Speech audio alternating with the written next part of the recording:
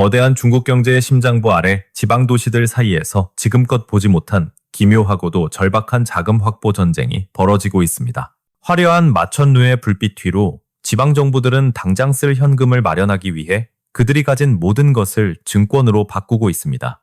올해 중국 지방정부가 발행한 자산 유동화 증권, 즉 ABS의 규모는 무려 2조 3천억 위안을 넘어서며 사상 최고치를 경신했습니다. 이는 단순히 중앙정부의 지시가 아니라 벼랑 끝에 몰린 3선급 이하 지방도시들이 주도하는 생존을 위한 몸부림입니다. 코로나 팬데믹이 남긴 깊은 상처와 경기 둔화의 그늘 속에서 지방정부의 고가는 빠르게 비어가고 있었기 때문입니다. 무엇보다 지방재정의 핵심 기둥이었던 부동산 시장이 침체되면서 토지를 매각해 벌어들이던 막대한 수입이 순식간에 증발해버렸습니다. 들어오는 돈은 수도꼭지 잠그듯 끊겼는데 과거에 빌려 쓴 빚을 갚아야 할 시계바늘은 멈추지 않고 계속 돌아갑니다. 결국 빚을 갚기 위해 또 다른 빚을 내거나 돈이 될 만한 공공자산은 무엇이든 팔아치워야 하는 상황이 된 겁니다. 도로나 지하철 같은 전통적인 인프라 자산은 물론이고 상상하기 힘든 국유 자산들까지 상품이 되어 시장에 나오고 있습니다. 실제로 후베이성에서는 홍수를 막기 위해 지어진 방제시설을 결혼식장으로 개조해 수익을 내는 기상천외한 사례까지 등장했습니다. 엄숙해야 할 공공안전시설이 웨딩드레스를 입은 신부를 맞이하는 예식장으로 변모한 것은 지방재정의 현주소를 상징합니다. 심지어 모든 국유자원을 자산으로 바꾸고 모든 자산을 증권으로 만들자라는 노골적인 구호까지 공공연하게 등장했습니다. 이것은 단순한 자산 관리가 아니라 당장 숨통을 조여오는 부채 상환 압박에서 벗어나기 위한 필사적인 현금 확보 작전입니다. 지방정부들은 미래의 수익을 담보로 현재의 현금을 당겼으며 어떻게든 부도라는 최악의 시나리오를 막으려 안간 힘을 쓰고 있습니다. 하지만 이러한 흐름은 중국 경제 전체로 보았을 때 부채의 질이 악화되고 있다는 위험한 신호이기도 합니다. 수익성이 불확실한 자산들까지 무리하게 유동화시키는 과정에서 잠재적인 금융 리스크는 눈덩이처럼 불어나고 있기 때문입니다. 과거 부동산 개발로 흥청망청하던 시대가 저물고 이제는 가진 살림을 쪼개 파는 보릿고개가 시작된 것입니다. 지방 관료들은 아침마다 텅 빈 장부를 들여다보며 오늘은 또 무엇을 팔아 빚을 막을지 고민해야 하는 처지입니다. 4년 만에 최대 규모로 불어난 ABS 발행량은 중국 지방 경제가 겪고 있는 고통의 크기를 숫자로 증명하고 있습니다. 과연 지방정부의 이러한 영혼까지 끌어모으는 자산 매각이 위기를 넘길 구명정이 될지 아니면 또 다른 뇌관이 될지 지켜봐야 합니다. 지방정부가 돈을 구하러 동분서주하는 사이 베이징의 중앙정부는 오히려 팔짱을 낀 채 냉정하고 엄격한 표정을 짓고 있습니다. 돕기는커녕 지방정부가 주도하던 대규모 인프라 투자라는 수도꼭지를 잠그며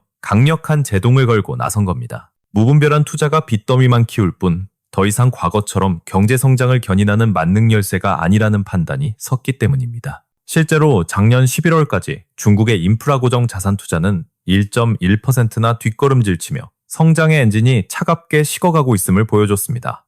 위기 때마다 빚을 내 도로를 깔고 건물을 올리며 경기를 부양하던 중국식 성장 공식이 이제는 통하지 않는 시대가 온 것입니다. 재정이 튼튼하기로 소문난 닝보나 수저우 같은 부자 도시들조차 신규 지하철 노선 허가를 받지 못해 발만 동동 구르고 있습니다. 중앙정부의 메시지는 명확합니다.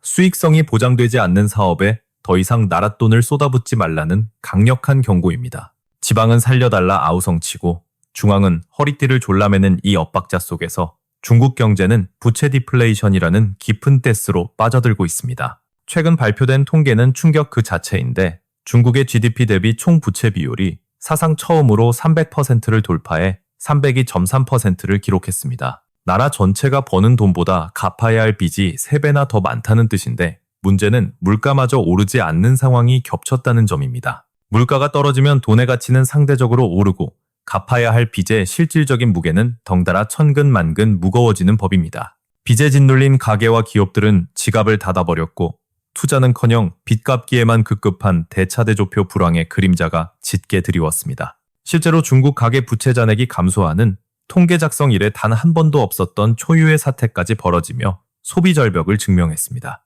일본 니혼게이자 이 신문은 이 상황을 두고 1998년 금융위기 직전에 일본과 소름 끼치게 닮았다며 우려 섞인 분석을 내놓았습니다.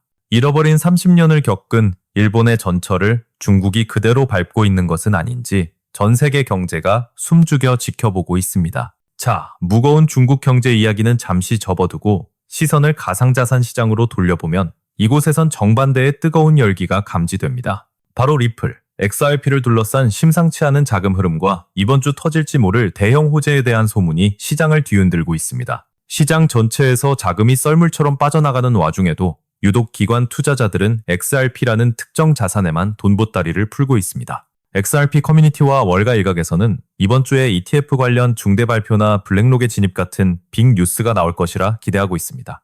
단순한 코인을 넘어 글로벌 결제망의 핵심이자 제도권 금융상품으로 진화하려는 리플의 움직임에 전 세계 자금이 베팅을 시작한 겁니다. Total, Sum Parts, Starting Part, 3, Part, 3, 블럭 1, Script. 지난주 가상자산 시장 전체에서 4억 달러가 넘는 자금이 썰물처럼 빠져나갔지만 XRP에는 오히려 720만 달러가 유입되는 기현상이 벌어졌습니다. 대장주인 비트코인과 이더리움마저 자금 이탈을 피하지 못했지만 XRP만은 기관들의 매수 바구니에 담기며 독주하고 있는 것입니다. 이러한 반전 드라마를 쓴 1등 공신은 바로 최근 잇따라 출시된 XRP 현물 ETF 상품들입니다. 불과 한두 달 만에 이 상품들의 운용자산 규모는 12억 달러까지 급증하며 기관 자금을 빨아들이는 강력한 블랙홀이 되었습니다. 비트와이즈, 그레이스케일, 프랭클린 템플턴 같은 월가의 거대 운용사들이 앞다퉈 상품을 내놓으며 경쟁에 불을 지폈기 때문입니다. 이는 보수적인 금융 엘리트들이 XRP를 단순한 투기 수단이 아닌 중장기 결제 인프라의 핵심 자산으로 인정하기 시작했다는 증거입니다. 여기에 리플의 야심작인 스테이블 코인, 리플 USD까지 가세하며 생태계 확장에 속도를 내고 있습니다. 리플은 이미 아프리카의 핀테크 기업들과 손잡고 달러 접근이 어려운 지역에 디지털 금융의 혈관을 뚫고 있습니다. 비싼 환전 수수료와 느린 송금 속도라는 기존 금융의 고질적인 장벽을 허물며 실물 경제 깊숙이 파고드는 전략입니다. 리플 USD가 안정적인 달러 통로를 열고 XRP가 고속 전송망을 책임지는 완벽한 디지털 결제 콤비가 완성되어 가고 있습니다. 시장은 이제 XRP를 비트코인, 이더리움에 이은 명실상부한 제3의 기관급 가상자산으로 격상시켜 바라보고 있습니다. 오늘 우리는 빚을 갚기 위해 댐을 결혼식장으로 바꾸는 중국 지방정부와 새로운 금융질서를 만드는 가상자산 시장을 보았습니다. 한쪽은 낡은 성장 방식의 청구서를 받아든 채 신음하고 있고 다른 한쪽은 미래의 기회를 선점하려 질주하고 있습니다. 부채 디플레이션의 늪에 빠진 낡은 거인 중국, 그리고 제도권 금융으로 진격하는 XRP의 비상. 이 극명하게 엇갈리는 두 흐름은 지금 세계 경제가 얼마나 거대한 구조적 전환점에 서 있는지를 보여주는 단면입니다. 중국발 리스크가 몰고 올 파장과 가상자산 시장이 던지는 기회 사이에서 그 어느 때보다 현명한 줄타기가 필요한 시점입니다. 거대한 변화의 파도는 언제나 위기와 기회를 동시에 품고 우리에게 밀려온다는 사실을 기억해야 합니다. 당장의 뉴스 한 줄에 일희일비하기보다 그 이면에 흐르는 거대한 자금의 이동 경로를 주시하십시오.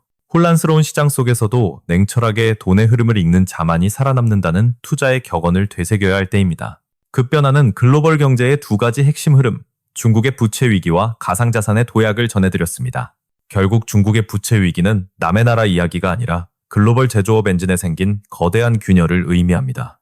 세계의 공장이 멈춰선다면 그 인플레이션과 공급망의 충격파는 태평양을 건너 우리 식탁까지 덮칠 것입니다. 반면 XRP의 부상은 달러가 지배하던 기존 금융 시스템, 즉 WISWIFT망에 대한 직접적인 기술적 도전장입니다. 우리는 지금 중앙정부가 찍어내는 법정 화폐와 코드로 설계된 디지털 자산이 충돌하는 화폐 전쟁의 서막을 보고 있습니다.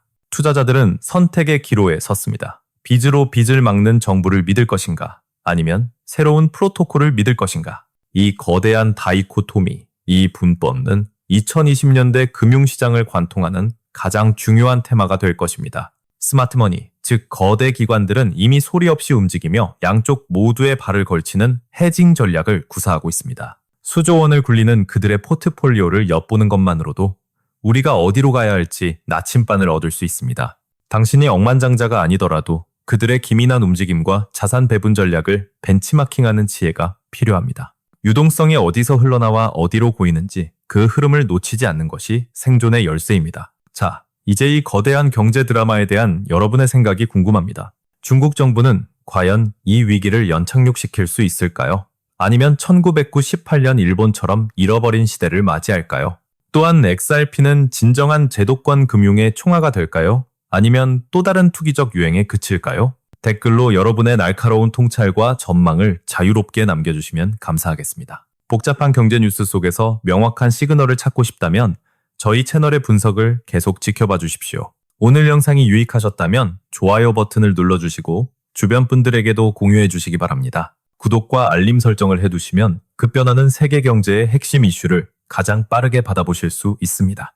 혼란스러운 소음 속에서도 흔들리지 않는 팩트와 인사이트로 여러분의 투자를 돕겠습니다. 끝까지 시청해주신 여러분께 진심으로 감사드리며 저는 다음 영상에서 더 깊이 있는 분석으로 찾아오겠습니다. 투자의 책임은 본인에게 있음을 명심하시고 오늘도 현명하고 성공적인 투자하시길 바랍니다.